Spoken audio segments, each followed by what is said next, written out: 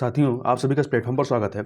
यहाँ पर हम लोग विजन आईएएस कोचिंग संस्था के द्वारा जो न्यूज़ टुडे शीर्षक से डेली करंट अफेयर प्रोवाइड किया जाता है, उसको यहाँ पर हम लोग देख रहे हैं। तो चलिए प्रारंभ करते हैं। सबसे पहले हम लोग बात करेंगे कि सरकार ने मशीन से मशीन संचार M2M क्षेत्र में व्यापक प्रसार और नवाचार के लिए कदम उठाए हैं।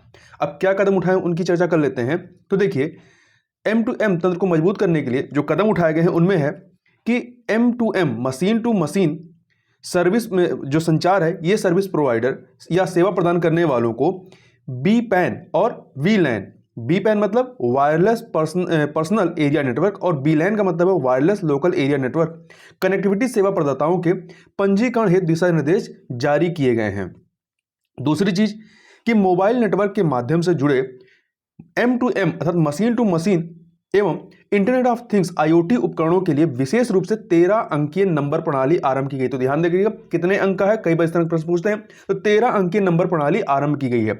इसके अतिरिक्त M2M और IoT अर्थात इंटरनेट ऑफ थिंग्स अनुप्रयोगों के लिए अतिरिक्त स्पेक्ट्रम जो कि 1 मेगाहर्ट्ज की होगी उसको उपलब्ध कराए गए हैं। अब ये मशीन टू मशीन ये होता क्या है, तो देखिए M2M संचार का आशय स्वचालित एप्लीकेशन से है। इसमें मशीनें और उपकरण बिना किसी मानव हस्तक्षेप के एक नेटवर्क के माध्यम से संचार करते हैं। इसके तहत किसी घटना को कैप्चर करने के लिए उपकरण जैसे सेंसर या मीटर का उपयोग किया जाता है। इसके बाद इसे नेटवर्क अर्थात वायरलेस, वायर्ड या हाइब्रिड किसी प्रकार का भी नेटवर्क हो सकता है, तो इसे नेटवर्क के माध्यम से आगे एप्लीकेशन को भेजा जाता है। अंत में कैप्चर की गई घटना को एप्लीकेशन सार्थक जानकारी में बदल देता है। अब बात कर लेते हैं ये जो M2M संचार है, इसके अनुप्रयोग या एप्लीकेशंस क्या हैं। तो देखिए, परिवहन और स्वचालन में, तो फ्लीट प्रबंधन सेवाओं में, ईंधन की खपत में, GPS में ट्रैकिंग इत्यादि में इसका इस्तेमाल किया जा सकता है। दूसरा, यूटिलिटीज में जैसे स्मार्ट मीटर कहाँ पे, जल, ऊर्जा और ईंधन उपभोग हेतु, स्मार्ट ग्रिड जैसे लोड की निगरानी इत्यादि के लिए। वहीं विनिर्माण क्षेत्र में देखें तो परिसंपत्ति प्रबंधन में आवश्यकता अनुसार समाधान हेतु, स्मार्ट सेंसर में, औद्योगिक नियंत्रकों की लिए निगरानी में, नैदानिक अर्थात डायग्नोस्टिक्स इत्यादि में भी इसका इस्तेमाल किया जा सकता है। वहीं स्वास्थ्य देखभाल में बात करें तो स्मार्ट बॉडी सेंसर बनाने में, दूर स्थित रोगी की निगरानी इत्यादि में भी इसका इस्तेमाल हो सकता है। वहीं सुरक्षा और निगरानी की बात करें तो अलार्म सिस्टम मॉनिटरिंग में तथा वीडियो के माध्यम से निगरानी में, वास्तविक समय आधारित निगरानी में इत्यादि में भी इसका इस्तेमाल हो सकता है। अब यहां बात कर लेते हैं ये जो मशीन टू मशीन संचार है, इसके समझ जो चुनौतियां हैं, क्या चुनौतियां हैं, तो इसमें जैसे कि मुक्त मानक प्रोटोकॉल संबंधी, विलंब संबंधी चुनौतियां हैं, विषमता संबंधी, भौतिक सुरक्षा, वैश्विक संपर्क विस्तार करने संबंधी क्षमता संबंधी चुनौतियां हैं, सॉफ्टवेयर संबंधी, संसाधनों की कमी के संबंध में और वायरलेस संचार के संबंध में, ये कुछ इसके समझ चुनौतियां हैं।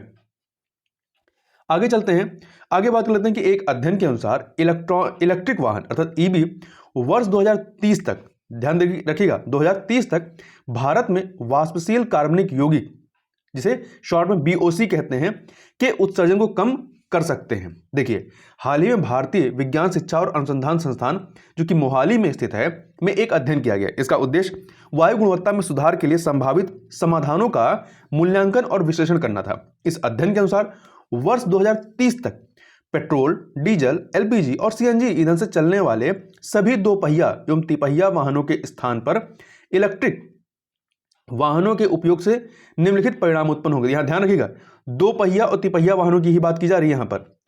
तो क्या परिणाम उत्पन्न होंगे? पहला, मीथेन रहित वाष्पशील कार्बन यौगिकों वोलेटाइल ऑर्गेनिक कंपाउंड्स के उत्सर्जन में 91% तक की कमी होगी। इसके अतिरिक्त अन्य प्रदूषकों जैसे कार्बन मोनोऑक्साइड, PM 2.5 और विषाक्त वाष्पशील कार्बनिक यौगिकों के उत्सर्जन में क्रमशः, मतलब कार्बन मोनोऑक्साइड के उत्सर्जन में 80%, PM 2.5 के उत्सर्जन में 44% और विषाक्त वाष्पशील कार्बनिक यौगिकों के उत्सर्जन में 76% की कमी दर्ज की जाएगी या कमी आएगी।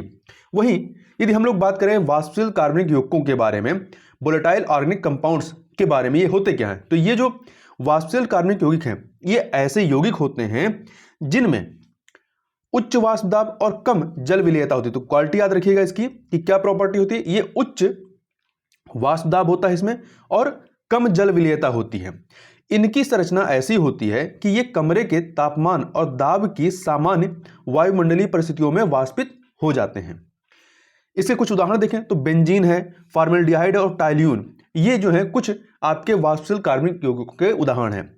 अब बात करें कि वाष्पशील कार्बनिक यौगिकों के स्रोत क्या हैं, कहां से ये उत्पन्न होते हैं, तो इसके देखिए प्राकृतिक स्रोत भी हैं और मानवजनित स्रोत भी हैं। यदि प्राकृतिक स्रोत की बात करें तो पादप जो होते हैं अर्थात जो पेड़ पौधे हैं, ये कुछ प्रकार के बीओसी अर्थात वाष्पशील कार्बनिक यौगिकों का उत्सर्जन करते हैं। निम्नलिखित के लिए करते हैं, मतलब कुछ चीजों के लिए करते हैं। किसके लिए करते हैं? जैसे परागण करने वाले जीवों को आकर्षित करने के लिए करते हैं, कीटों से अपनी रक्षा करने के लिए ये उत्सर्जित करते हैं, पर्यावरणीय दबाव के प्रति अनुकूलन के लिए ये उत्सर्जन इसका करते हैं, उत्सर्जित करते हैं। वहीं मानव जनित स्रोत की बात करें तो इसमें आपका पेंट है, फार्मास्यूटिकल है अर्थात जो ड्रग्स इंडस्ट्री है, दवा इंडस्ट्री है, और रेफ्रिजरेटर के निर्माण में इनका उपयोग एवं उत्पादन किया जाता है। ये पेट्रोल और डीजल वाहनों से भी उत्सर्जित होते हैं। अब इसके प्रभाव क्या हैं?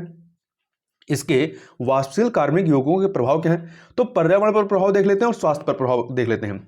तो ये जो वाष्पशील कार्बनिक यौगिक हैं, ये अन्य खतरनाक प्रदूषकों जैसे कि धरातलीय ओजोन, द्वितीयक कार्बनिक एरोसोल, PM 2.5 आदि के निर्माण को प्रेरित कर सकते हैं। दूसरा, स्वास्थ्य पर क्या इफेक्ट पड़ता है?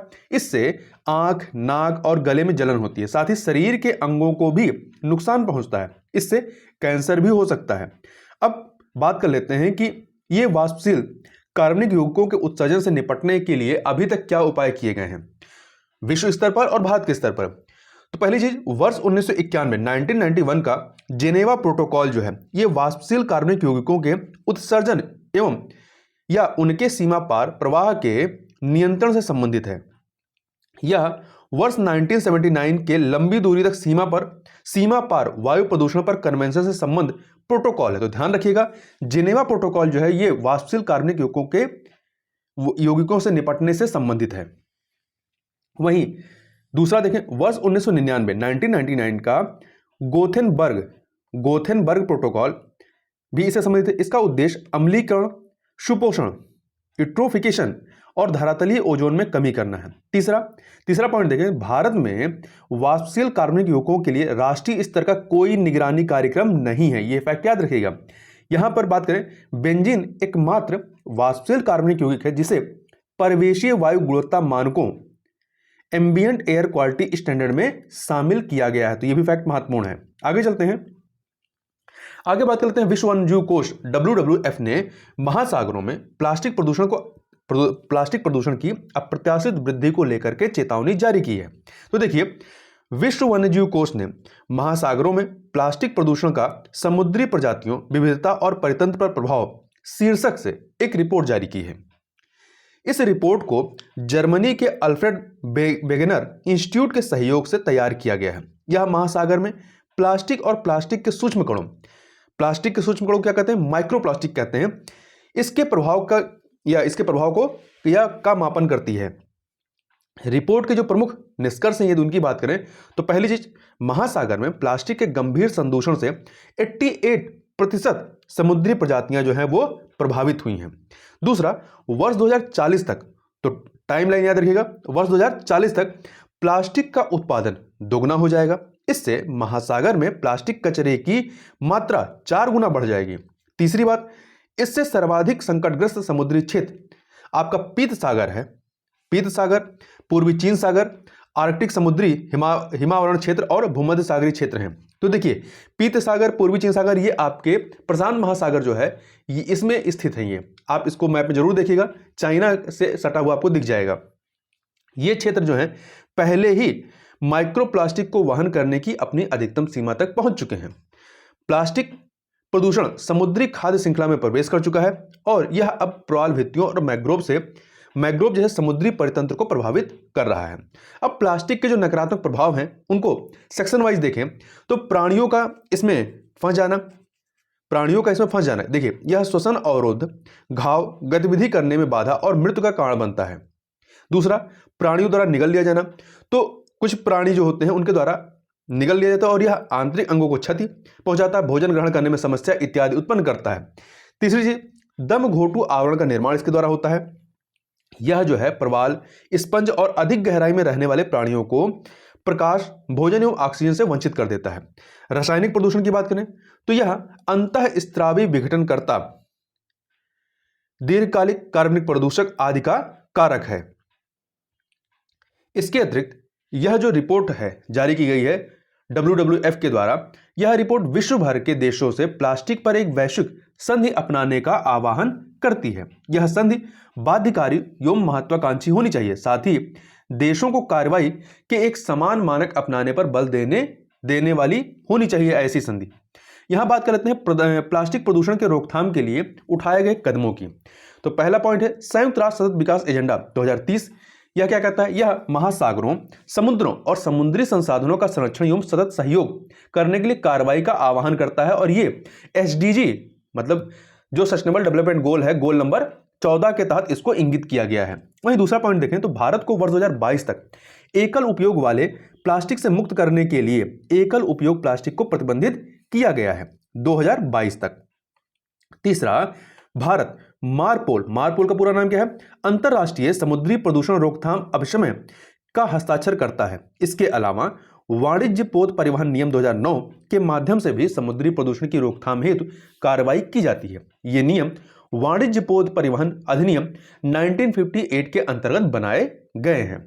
अब आगे चलते हैं हम लोग, आगे बात कर लेते हैं भारत में carbon capture and utilisation CCU के लिए 2 राष्ट्रीय उत्कृष्टता केंद्र स्थापित किए गए हैं। तो देखिए, विज्ञान और प्रौद्योगिकी विभाग ने इन 2 केंद्रों को कहां स्थापित किया है, किन संस्थानों में? तो पहला आपका स्थापित किया है भारतीय प्रौद्योगिकी संस्थान बॉम्बे में, और दूसरा Jawaharlal Nehru centre for advance scientific research Bengaluru में।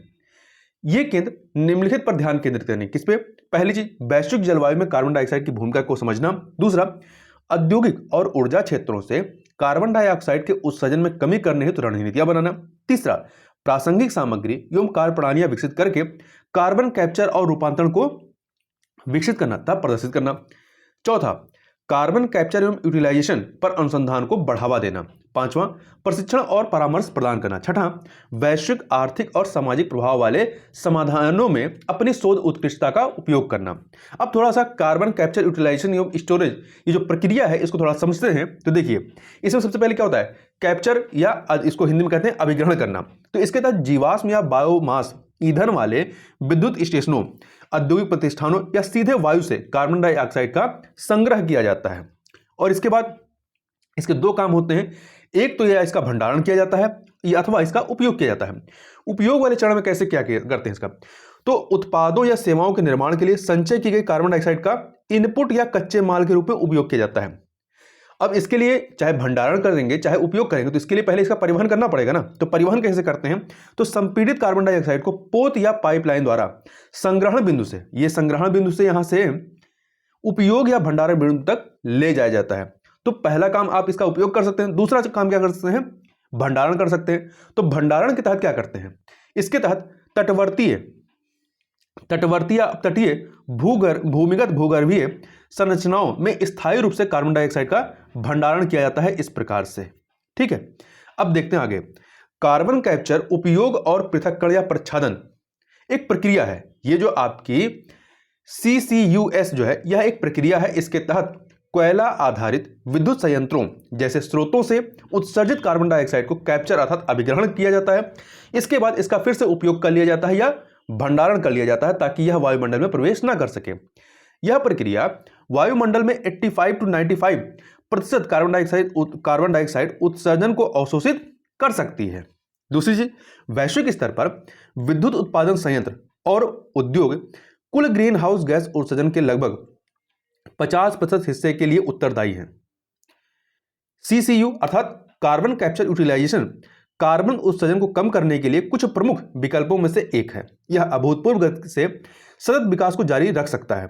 वहीं ध्यान रखिएगा कि यह जो कार्बन कैप्चर यूटिलाइजेशन CCU है, यह जो सतत विकास लक्ष्य है उसका 17 सतत विकास लक्ष्य है ना, उसमें से जो 5वां लक्ष्य है उस 5वें लक्ष्य के अनुरूप है। यह जैसे जलवायु कार्रवाई, स्वच्छ ऊर्जा, उद्योग, नवाचार एवं अवसंरचना, संवहनी उपयोग और उत्पादन, लक्ष्य हेतु निगरानी, लक्ष्य हेतु भागीदारी इत्यादि, ये आपके गोल नंबर 5 में ऐसा बताया गया है।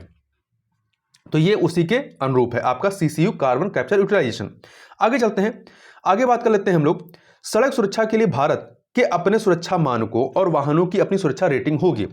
सरकार Bharat new car assessment programme NCAP को आरंभ करने की योजना बना रही है। इसका उद्देश्य नए वाहनों की सुरक्षा की जांच करना है। साथ ही वैश्विक रेटिंग के अनुसार सुरक्षा और मजबूती की गुणवत्ता के आधार पर स्टार रेटिंग प्रदान करना है। इसके संबंध में जो अन्य प्रस्तावित परियोजनाएं हैं या योजनाएं हैं उनकी बात करें तो इसके तहत 8 व्यक्तियों तक के बैठने की क्षमता वाली सभी कारों के लिए 6 एयरबैग अनिवार्य होंगे। दूसरा, 3 पॉइंट सीट बेल्ट, स्वचालित आपातकालीन ब्रेकिंग सिस्टम, जिसे शॉर्ट में कह सकते हैं AEBS आदि जैसी विशेषताओं को अनिवार्य बनाया जाएगा। तीसरा पॉइंट, लेन बदलने संबंधी चेतावनी प्रणाली। जब आप एक लेन से छोड़कर दूसरे लेन में जाते हैं तो उसके लिए चेतावनी प्रणाली को अनिवार्य किया जाएगा। चौथा, खतरनाक वस्तुओं के परिवहन के लिए मानदंड निर्धारित किए जाएंगे। साथ ही ऐसी वस्तुओं की परिवहन योग्य मात्रा को यूरोपीय विनियमों के अनुरूप निर्धारित भी किया जाएगा। देखिए, कुछ डेटा की बात करें तो प्रतिवर्ष लगभग 1.5 लाख सड़क दुर्घटनाएं होती हैं। इससे सकल घरेलू उत्पाद अर्थात GDP में 3.1% की हानि होती है। सरकार का लक्ष्य वर्ष 2025 तक, ध्यान रखिएगा, वर्ष 2025-30 नहीं है, 2025 तक सड़क दुर्घटनाओं को 50% तक कम करना है। तो ये आंकड़ा याद रखिएगा। अब देख लेते हैं सड़क सुरक्षा के लिए की गई जो अन्य इनिशिएटिव या पहले हैं वो क्या है। तो पहला, एकीकृत सड़क दुर्घटना डेटाबेस बनाया गया है। दूसरा, दुर्घटनाग्रस्त व्यक्ति का जीवन बचाने वाले नेक व्यक्तियों हेतु दिशा निर्देश जारी किए गए हैं। तीसरा, मोटर वाहन दुर्घटना कोष और golden hour. Golden hour word कई बार पूछा गया है, याद रखिए गोल्डन आवर क्या होता है, दुर्घटना के बाद 1 घंटे तक की जो समयावधि होती है उसे गोल्डन आवर कहते हैं। के दौरान कैशलेस उपचार की सुविधा आरंभ की गई, क्योंकि गोल्डन आवर के दौरान ही यदि व्यक्ति को इलाज मिल जाता है तो उसके जान बचने की संभावना सबसे अधिक रहती है। मोटर वाहन संशोधन अधिनियम 2019 में स्क्रैपिंग नीति, वाहन रिकॉल प्रणाली आदि से संबंधित प्रावधान किए गए हैं। इसके अतिरिक्त दुर्घटना संभावित खतरनाक क्षेत्रों जिसे ब्लैक स्पॉट कहते हैं की पहचान की जा रही है और उनमें आवश्यक सुधार किए जा रहे हैं। साथ ही सड़क सुरक्षा ऑडिट भी किए जा रहे हैं। आगे चलते हैं, जो सुर्खियों में चीजें हैं उनकी बात कर लेते हैं। तो सबसे पहले बात करते हैं इलेक्ट्रॉनिक राष्ट्रीय कृषि बाजार अर्थात ई-नाम की। तो देखिए, परिवहन, लॉजिस्टिक, मौसम पूर्वानुमान और फिनटेक जैसी कृषि सेवाएं प्रदान करने वाली निजी संस्थाओं को ई-नाम में एकीकृत किया जाएगा। निजी संस्थाओं को, ठीक है। ई-नाम को ध्यान रखिएगा वर्ष 2016 में लॉन्च किया गया था। यह एक Akhil Bharatiya electronic trading portal है। यह कृषि उत्पादों के लिए एक एकीकृत राष्ट्रीय बाजार बनाने पर लक्षित है। इस हेतु यह मौजूदा APMC, मतलब अभी कौन काम करता है, APMC मंडियां काम करती हैं, अर्थात कृषि उत्पाद विपणन समितियां या समिति मंडियों को आपस में यह जोड़ने का कार्य करता है। कृषि एवं किसान कल्याण मंत्रालय के तत्वाधान में लघु कृषक कृषि व्यापार संघ ई-नाम को लागू करने वाली प्रमुख एजेंसी है। यह उपभोक्ताओं के लिए स्थिर कीमतों और गुणवत्तापूर्ण उत्पादों की उपलब्धता को बढ़ावा देता है। आगे बात कर लेते हैं भारत संयुक्त राज्य अमेरिका द्विपक्षीय व्यापार के बारे में। तो भारत और संयुक्त राज्य अमेरिका के बीच वस्तुओं में द्विपक्षीय व्यापार जो है वर्ष 2021 में 100 अरब डॉलर के आंकड़े को पार कर गया था। यह भारत संयुक्त राज्य अमेरिका के आर्थिक इतिहास में एक कैलेंडर वर्ष में वस्तु व्यापार की सबसे बड़ी मात्रा है। भारत जो है 73 अरब डॉलर से अधिक मूल्य की वस्तुओं का निर्यात करता है, मतलब अमेरिका को बेचता है, और 40 अरब डॉलर से अधिक मूल्य की वस्तुओं को आयात करता है अर्थात खरीदता है उससे। इस प्रकार भारत व्यापार अधिशेष की स्थिति को बनाए रखे हुए व्यापार सरप्लस जो है हमारा बना हुआ है, मतलब हम निर्यात ज्यादा कर रहे हैं, आयात कम कर रहे हैं, तो हमारे पास डॉलर आ रहे हैं। वर्ष 2021 से संयुक्त राज्य अमेरिका चीन को पीछे छोड़ते हुए फिर से भारत का शीर्ष व्यापारिक भागीदार बन गया है। इस प्रकार चीन अब जो है भारत का दूसरा सबसे बड़ा व्यापारिक भागीदार बन गया है। और वैसे भी चीन के साथ जो हमारा व्यापार होता है उसमें हमारा व्यापार अधिशेष नहीं रहता है, हम सरप्लस की स्थिति में नहीं रहते हैं, क्योंकि हम उससे आयात ज्यादा करते हैं, उसको निर्यात कम करते हैं। आगे चलते हैं राष्ट्रीय कैरियर सेवा नेशनल कैरियर सर्विस परियोजना के बारे में। तो देखिए, यह ध्यान रखिए किसका है, तो श्रम और रोजगार मंत्रालय का है। तो श्रम और रोजगार मंत्रालय राष्ट्रीय रोजगार सेवा के कायाकल्प के लिए नेशनल कैरियर सर्विस परियोजना लागू कर रहा है। इसे वर्ष 2015 में आरंभ किया गया था। ध्यान रखिएगा, इनाम वाला जो था ऊपर सबसे पहले बात की वो 2016 में था और ये जो है आपका 2015 में। यह विभिन्न प्रकार की रोजगार संबंधी सेवाएं जैसे जॉब मैचिंग, कैरियर संबंधी परामर्श, व्यावसायिक मार्गदर्शन इत्यादि प्रदान करती है। यह अपने 3 आवश्यक स्तंभों के माध्यम से लोगों तक पहुंच सुनिश्चित करती है। यह स्तंभ है NCS portal, national career service portal. देश भर में ये क्या है NCS पोर्टल, ये देश भर में स्थापित इसके अतिरिक्त देश भर में स्थापित मॉडल करियर केंद्र तथा सभी राज्यों को आपस में जोड़ने हेतु रोजगार कार्यालय। तो यहां तक ये जो है ये 3 स्तंभ हैं इसके। एनसीएस पोर्टल, देश भर में स्थापित मॉडल करियर केंद्र तथा सभी राज्यों को आपस में जोड़ने हेतु रोजगार कार्यालय। पोर्टल पर उपलब्ध सभी सेवाएं नौकरी के इच्छुक लोगों, नियोक्ताओं, प्रशिक्षण प्रदाताओं और प्लेसमेंट संगठनों सहित सभी हितधारकों के लिए निःशुल्क हैं। आगे बात कर लेते हैं वैश्विक पर्यावरण सुविधा जीईएफ ट्रस्ट फंड के बारे में। देखिए, आर्द्रभूमि जैव विविधता और पर्यटन सेवाओं का एकीकृत प्रबंधन परियोजना जीईएफ ट्रस्ट फंड द्वारा वित्त पोषित है। इस योजना के लिए 5 वर्ष की अवधि हेतु 31.13 करोड़ रुपए आवंटित किए गए हैं। इस परियोजना में भारत की 3 आर्द्रभूमियां शामिल हैं, इसको ध्यान रखिएगा, इंपॉर्टेंट है। केरल में सतमकोटा झील, पंजाब में हरिके झील और बिहार में कांवरताल। वैश्विक पर्यावरण सुविधा ट्रस्ट फंड के बारे में बात करें तो इसकी स्थापना वर्ष 1992 के रियो पृथ्वी शिखर सम्मेलन से एक दिन पहले की गई थी। तो क्रम लगाने को आए, ध्यान रखिएगा, ये रियो शिखर सम्मेलन से पहले इसको मतलब इसकी स्थापना हो गई थी। जीईएफ फंड अंतर्राष्ट्रीय पर्यावरणीय अभिसमयों और समझौतों के उद्देश्यों को पूरा करने के लिए उपलब्ध है। यह फंड विकासशील देशों, ध्यान रखिएगा, यह विकासशील देशों और उन देशों पर लक्षित है जिनकी अर्थव्यवस्थाएं संक्रमण के दौर से गुजर रही हैं। विश्व बैंक इस वैश्विक पर्यावरण सुविधा ट्रस्ट फंड के ट्रस्टी के रूप में कार्य करता है और प्रशासनिक सेवाएं प्रदान करता है। वैश्विक पर्यावरण सुविधा ट्रस्ट फंड में दानदाताओं द्वारा योगदान दिया जाता है।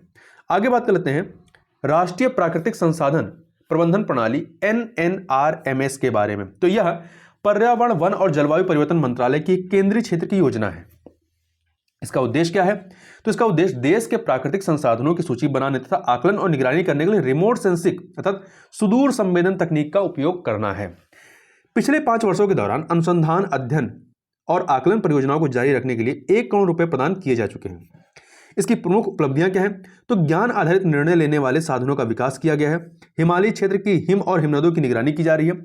मरुस्थलीकरण स्थिति का मानचित्रण किया जा रहा है तथा एकीकृत भूमि उपयोग, जल और ऊर्जा प्रबंधन आदि के लिए रिमोट सेंसिंग का प्रयोग किया जा रहा है। आगे बात कर लेते हैं पार्कर सोलर प्रोब के बारे में। तो देखिए, इसे नासा द्वारा वर्ष 2018 में प्रक्षेपित किया गया था। ये जो आपका पार्कर सोलर प्रोब है, इससे प्राप्त डेटा का उपयोग करते हुए वैज्ञानिक शुक्र ग्रह की सतह की पहले दृश्यमान प्रकाश छवियों को लेने के लिए उसके सघन वायुमंडल के नीचे देखने में सक्षम हुए हैं। शुक्र का आकाश जो है घने एवं विषैले बादलों से भरा हुआ है, क्योंकि इन बादलों से सल्फ्यूरिक अम्ल की वर्षा होती है, जिसके कारण निकट जाकर अन्वेषण करना कठिन हो जाता है। शुक्र की ऐसी छवियां वैज्ञानिकों को शुक्र की सतह के भूविज्ञान के बारे में जानने में मदद कर सकती है। उदाहरण के लिए वहां कौन से खनिज मौजूद हो सकते हैं, ग्रह, इसके अतिरिक्त ग्रह के उद्भव इत्यादि के बारे में जानकारी मिल सकती है। पार्कर सोलर प्रोब मिशन ऐसा पहला अंतरिक्ष यान है जो सूर्य का अध्ययन करने के लिए सूर्य के ऊपरी परिमंडल जिसे कोरोना कहते हैं, कोरोना से होकर गुजरा है। इसे कैप कैनावेरल जो कि संयुक्त राज्य अमेरिका के फ्लोरिडा में है, वहां से प्रक्षेपित किया गया था। यह जो पार्कर सोलर प्रोब है, इसने 7 फ्लाईबाई अर्थात 7 बार शुक्र के निकट से गुजरा है के दौरान अपनी कक्षा को धीरे धीरे सूर्य के निकट लाने के लिए शुक्र के गुरुत्वाकर्षण का उपयोग किया था। आगे बात कर लेते हैं श्री मध्वाचार्य जी के बारे में। तो देखिए, इन्हें वायुदेव का अवतार माना जाता है। इनका जन्म 1238 ईस्वी में कर्नाटक के दक्षिण कनारा जिले के पजाका में हुआ था। वह द्वैत दर्शन के महान प्रतिपादक थे। उनके दर्शन के अनुसार परमात्मा विष्णु या नारायण है। उन्होंने तर्क दिया था कि वेदांत व्यक्तिगत स्व अर्थात आत्मा और अंतिम वास्तविकता अर्थात ब्रह्म के बीच मौलिक अंतर की समझ विकसित करते हैं। उन्होंने संस्कृत में 37 रचनाएं लिखी थी। इनमें से ज्यादातर हिंदू पवित्र ग्रंथों पर भाष्य या टीकाएं था। उनकी स्वयं की धर्मशास्त्रीय प्रणाली और दर्शन पर ग्रंथ हैं। उन्होंने बल देकर कहा कि ज्ञान सापेक्ष है, निरपेक्ष नहीं है। तो ध्यान रखिए, ये द्वैत दर्शन के प्रतिपादक थे। बेलारूस के बारे में बात करें तो रूस और बेलारूस ने संयुक्त सैन्य अभ्यास को आरंभ किया है। तो देखिए, ये महत्वपूर्ण इसलिए हो जाता है क्योंकि अभी जो है यूक्रेन पर जो है रशिया के द्वारा हमला किए जाने की आशंका व्यक्त की जा रही है, और जो आपका बेलारूस है उसकी सीमा यूक्रेन से लगी हुई है, और बेलारूस और यूक्रेन की सीमा पर ही ये संयुक्त सैन्य अभ्यास किया जा रहा है। अब इसका जो राजनीतिक मानचित्र है इसको देखें तो आप मैप में देखिए, ये जो बेलारूस है ये एक पूर्वी यूरोप का स्थलरुद्ध अर्थात लैंडलॉक्ड कंट्री है। इसके सीमावर्ती राष्ट्र या इसके पड़ोसी देशों की बात करें तो इसके उत्तर पश्चिम में आप देखेंगे तो लताविया और लिथुआनिया है, वहीं पे उत्तर और पूर्व में रशिया है, दक्षिण में आप देखेंगे तो यूक्रेन है और पश्चिम में देखेंगे तो यहाँ पे पोलैंड है। इसकी राजधानी मिन्स्क है। इसकी अन्य भौगोलिक विशेषताओं की बात करें तो इसकी प्रमुख नदियां यहाँ पर नीपर, बग, दोगावा और नेमन है। इसके अतिरिक्त बेलारूस को यूरोप के फेफड़ों के रूप में संदर्भित किया जाता है। यह अपने क्यों किया जाता है? क्योंकि यह अपने आदिम वनों और आर्द्रभूमियों के लिए भी विख्यात है, जो लगभग देश के आधे भाग पर आच्छादित है। तो इस प्रकार से इस वीडियो में बस इतना ही। मिलते हैं नेक्स्ट वीडियो में, तब तक के लिए बहुत बहुत धन्यवाद।